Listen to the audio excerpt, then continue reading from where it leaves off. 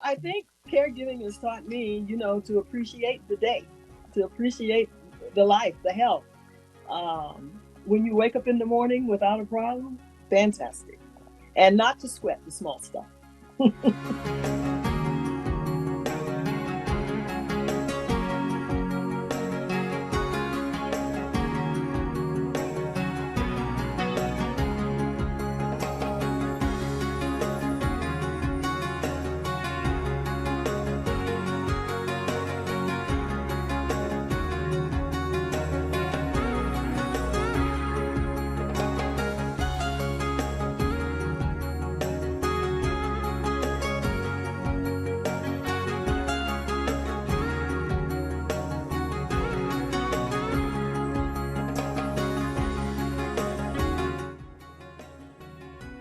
Hello, I'm Ann Hall. Welcome to Mature Living. In this episode, we'll explore the idea of family caregiving, what it is, and why it's so important. The definition of family caregiving is a family member or loved one, not a paid professional, regularly looking after a person in their home who may be older, sick, or have a disability. Family caregiving is often filled with rewards and joy, but it can also be overwhelming and exhausting. To help us navigate this topic, we are joined by Giuliana Valencia, Social Services Specialist with the Fairfax County Department of Family Services. Welcome, Giuliana. Thank you for joining us today. Hello, Anne. Help us identify who a caregiver can be. Is it a family member or a nurse from a healthcare agency? There are different types of caregivers. There are volunteer caregivers, professional caregivers, certified nurse caregivers, skilled nurse caregivers. A professional caregiver is going to be professionally trained and hired by an organization that can be a home health agency to provide care in the community, either at someone's home or wherever that person has been hired to do so.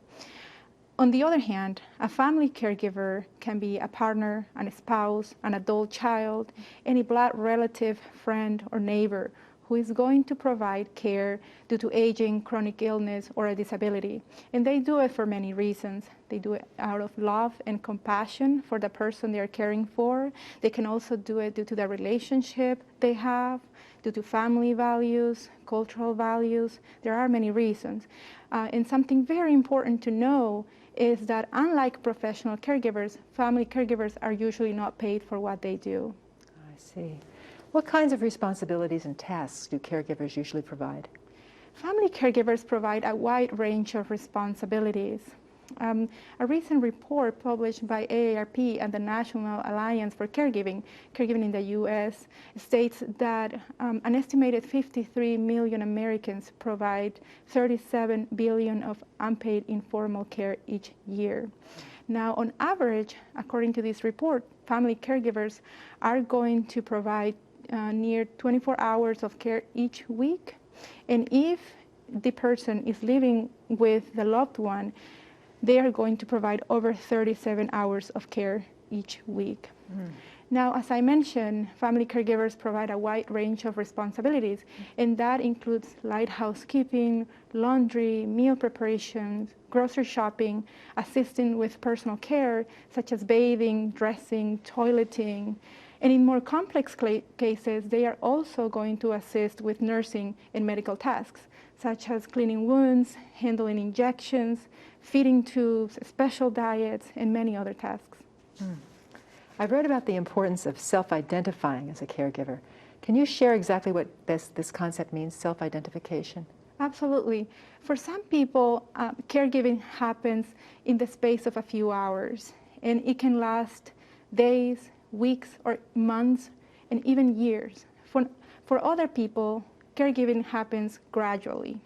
For example, a person might start helping their loved one perhaps with laundry every other week, grocery shopping once a week, and gradually they're going to start taking on more responsibilities, and they are going to find themselves making doctor's appointments, driving their loved ones to doctor's appointments, handling prescriptions, and so on and so forth.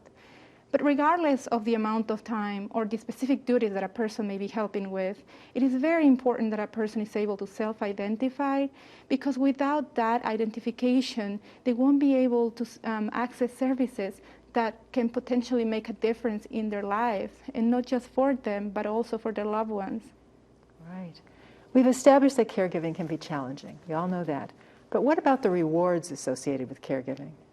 That is a great question. Yes, caregiving can be challenging and overwhelming, but there is a lot of research that shows the positive experiences that can come out of this role. As a matter of fact, a research that was published by the National Research Center a few years ago stated that 83% of family caregivers they had interviewed reported that caregiving gave them a sense of giving back to their loved ones, the opportunity to strengthen the relationship they had with the person they were caring for, and the satisfaction of knowing that their loved one was getting good care. Now, the report I mentioned earlier, published by AARP and the National Alliance for Caregiving, stated that more than 50% of the caregivers they interviewed reported that caregiving gave them a sense of meaning and purpose in life. Is there something that caregivers can do to change their perspective on what they're doing as a day-to-day caregiver and the value of being a caregiver? You know, caregiving can be very challenging, and without getting a break, without taking the time to self-care, it's very difficult for a family caregiver to really find that space and appreciate what this journey means for them. So one of the suggestions that I can give is to kind of step back a little and just take that moment, that respite, to be able to enjoy the journey. Giuliana, we've established that there are more cases of caregiving and that number is increasing. Is there something that caregivers can be doing to change their perspective on the importance of the work that they're providing families? Do you know of any specific stories that might be useful to people who are caring for their loved ones now?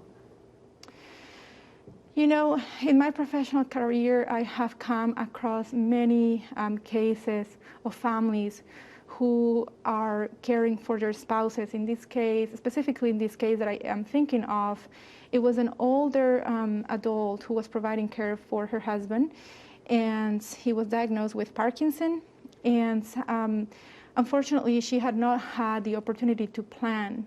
And so sometimes when you are in crisis mode, you might not make the best decisions because you might be tired and feeling burned out. And so it is very important to kind of, at least for this person, to kind of step back and plan towards the future, to think about what was important not just for the caregiver, but also for the loved one. So it is very important to plan for the future and make sure you have all of those legal documents, medical documents, to make sure that you are following your loved one's wishes and desires.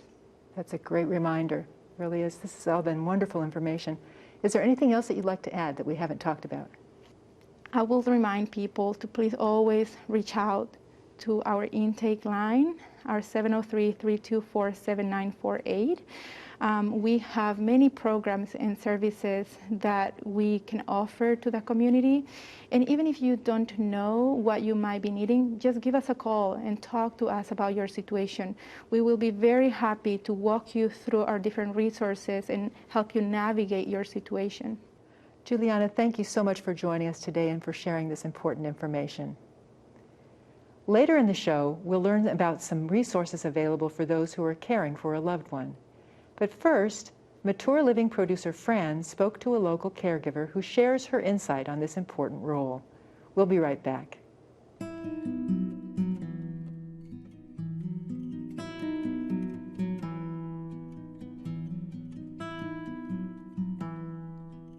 Thank you so much for joining me today. This episode of Mature Living centers on caregivers and the important job they perform each and every day. Can you tell us about your experience as a caregiver? How did it start, and how long have you been doing this? My experience as a caregiver really began like in the mid 2000s when I was distance caregiving for my mother. Then she came up to live with us, and then my husband and I began caregiving for her. And then in 2012, he had a major stroke, which was his fourth. And So I had both of them. And then he had a craniotomy. He had a brain bleed, then a craniotomy. So actually, that was 2012. And he was in a nursing home for a year. And eventually we got him and brought him home in 2013. My mom subsequently passed away at 96 in 2017. I can just imagine that caring for a loved one presents challenges. Can you tell us a couple of the challenges that you have faced? I'll tell you, caregiving is not for the faint of heart. It is, the challenges can be many. But one of the major ones, I think, is having your life change suddenly. Or you lose your innocence, I think. Because you have to be creative, you have to be flexible. And I think that it's because you have to be prepared for the unexpected, you know? There sounds like there's a lot of challenges, but I'm sure there's cause for celebrations, even little things that are cause for celebration. Maybe your loved one overcame a health issue or obstacle. Can you share any types of Oh my those goodness. celebrations? We have had so many reasons to celebrate. First of all, when you're on this journey, just being able to wake up without an emergency, just being able to go to bed, you know, without an emergency, is a cause to celebrate, to be happy. Bernadette, within Fairfax County, can you tell us about some of the resources that are available to caregivers like yourself? Fairfax has quite a few resources. There are a lot of information online through the Department of Family Services and the Aging Department. And there's also a resource for if you need help, caregiving help sometimes. My husband is a native of Kenya and he likes people that speak Swahili. So sometimes I go through there and I look especially to see if there's somebody that's speaking Swahili, because with the brain injury that helps with the recovery, you know, somebody that's speaking a native language. Also, the Fenwick Foundation has given the county the opportunity for caregivers and the person being cared for to go to various events. And you have tickets, and we have taken advantage of that. And it's really helped my husband with his um, rehab too, because we like to go to the theater. And we went to the theater in the Mosaic Theater in DC, and that was the first time as a brain injured person that he actually sat through and enjoyed. We also have gone to Noel Art Garden and gardens, at the Botanical Gardens in Vienna, and other resources. Your faith community can play a part. What tips can you share with others who find themselves caring for a loved one? Do you have any tips that you can share? You really have to be open to the unexpected. You know, you don't sweat the small stuff. You learn to appreciate each day. You have to take the advice of your doctor, take the advice of yourself, what you know about your loved one. In this situation, if you don't have hope, and if you don't have faith in something and you don't have hope, you will never make it, because, you know, you're going to run into the negative, and you have to have something to keep you going. Do you have any thoughts that you want to share before we say our goodbyes? One of the main things is to keep your person healthy, keep yourself healthy. So I found one of the main things for us was to prepare wholesome foods and get rid of the canned stuff, get rid of the sugars, whatever, and just concentrate on healthy foods, and just keep smiling. It's not always bad. Bernadette, this has been such a pleasure to speak with you today. I really appreciate it, and I thank you so very much. All right, thank you.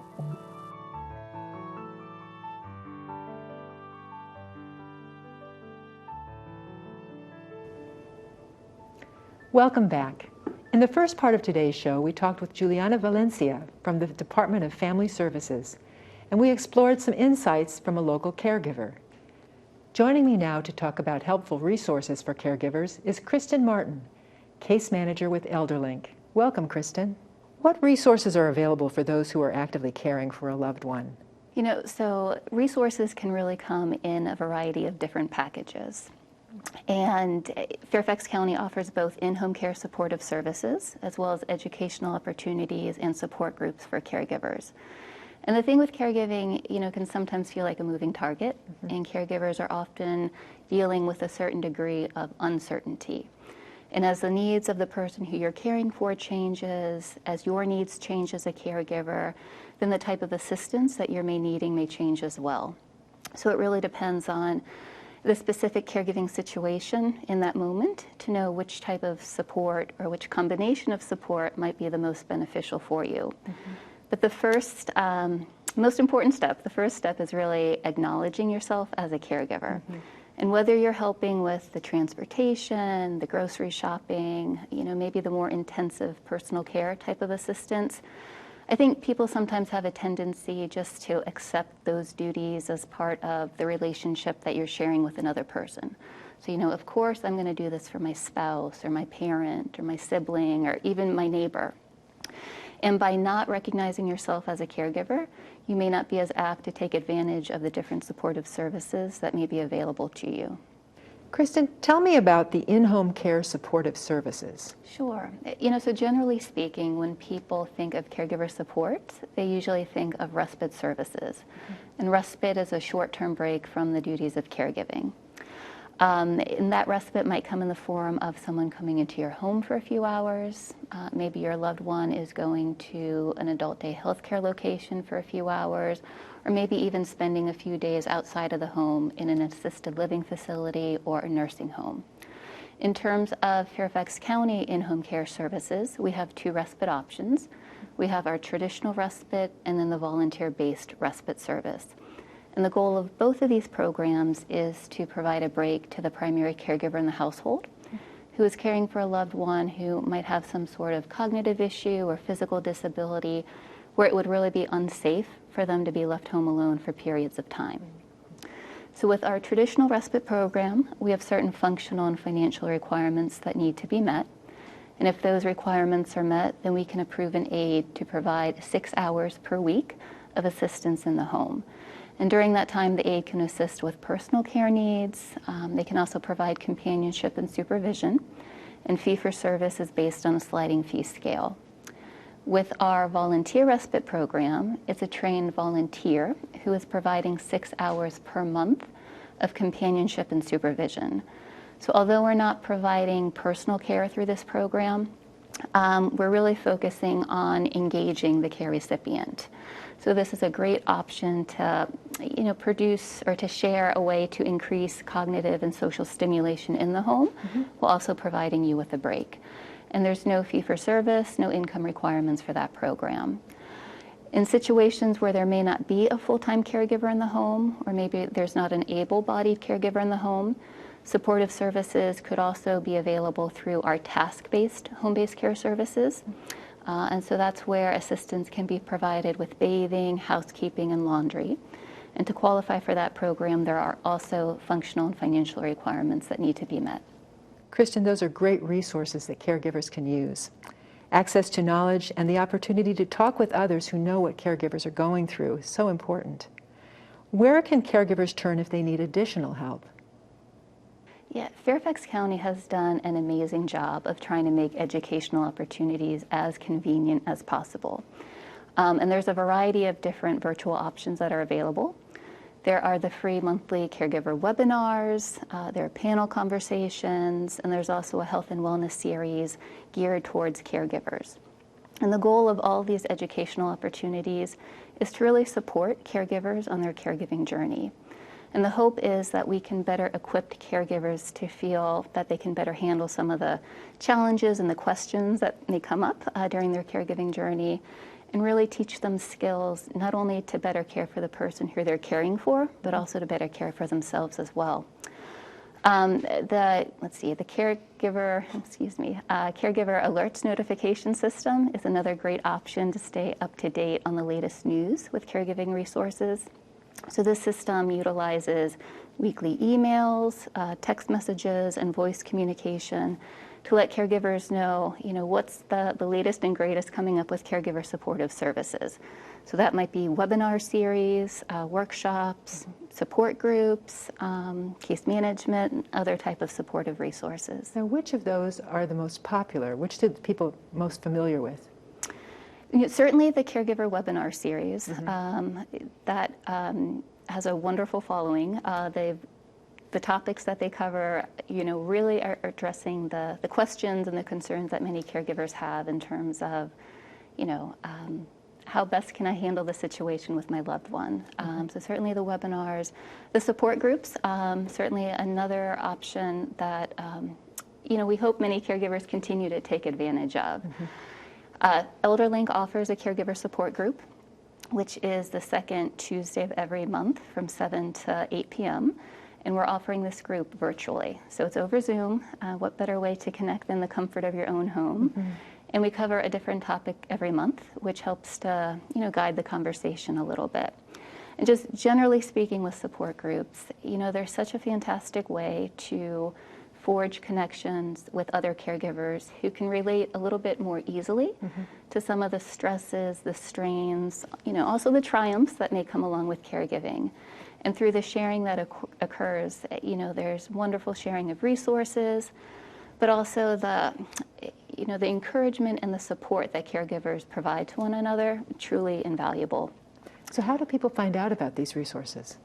So the best way to access many of these services is through calling our Aging, Disability, and Caregiver Resource Line. That's really our main hub. So the ADCR line, it's 703-324-7948. And this group is staffed by a wonderful group of very knowledgeable and caring social workers. And they're available to help you navigate the system a little bit more easily. Another option is to call our caregiver intake line at 703-324-5374 and to request a caregiver consultation. And this provides the opportunity for a caregiver to talk a little bit more thoroughly about a caregiving situation that they may be experiencing. And we're all able to offer some advice, some suggestions, some options for them to consider as they're trying to navigate their journey. Tell me more about how caregivers can connect with other caregivers. Yeah, so, I'm glad you asked that question. ElderLink also offers a caregiver education and support program, and it's called Caring for You, Caring for Me. This is actually the signature program of the Rosalind Carter Institute for Caregivers. So it's a 5-week class. We meet weekly for 2 hours each class, and currently we're meeting virtually, and we're covering a different module each section. And Rosalind Carter, she has a wonderful quote, which I'm going to try to get as accurate as I can, but she says, there are 4 kinds of people in this world: those who have been caregivers, those who are currently caregivers, those who will be caregivers, and those who will need caregivers. And I think that quote just does such a wonderful job of explaining how caregiving is going to touch all of us at some point in our lives. And the hope is that by participating in the Caring for You, Caring for Me program, that caregivers will, certainly come to appreciate the need for self-care in every single caregiving journey, and also walk away with increased feelings of confidence and competence in their caregiving role. Wonderful. How can caregivers learn more about the supportive services? So, really through our Aging, Disability, and Caregiver Resource Line, or contacting with the ElderLink intake line. The Fairfax Area Agency on Aging website has a lot of helpful information in terms of helping to connect caregivers with the different supportive services that may be available. And then signing up for the Caregiver Alert Network system. And that is really probably the best option to keep you the most up-to-date on the different services that are scheduled and available to support you as a caregiver. Wonderful. Is there anything else that you'd like to add that we haven't covered? No, I just very appreciative of you, being able to cover this topic. I know it's such an important topic for caregivers to know that there is help available, there are supportive services, and for caregivers not to feel alone in this journey, because oftentimes it can feel very isolating with seeing a loved one change so much, and just knowing that help is out there can do so much. Kristin, thank you so much for joining us today and sharing all this important information. And thank you for watching this edition of Mature Living. I'm Ann Hall. We'll see you next time.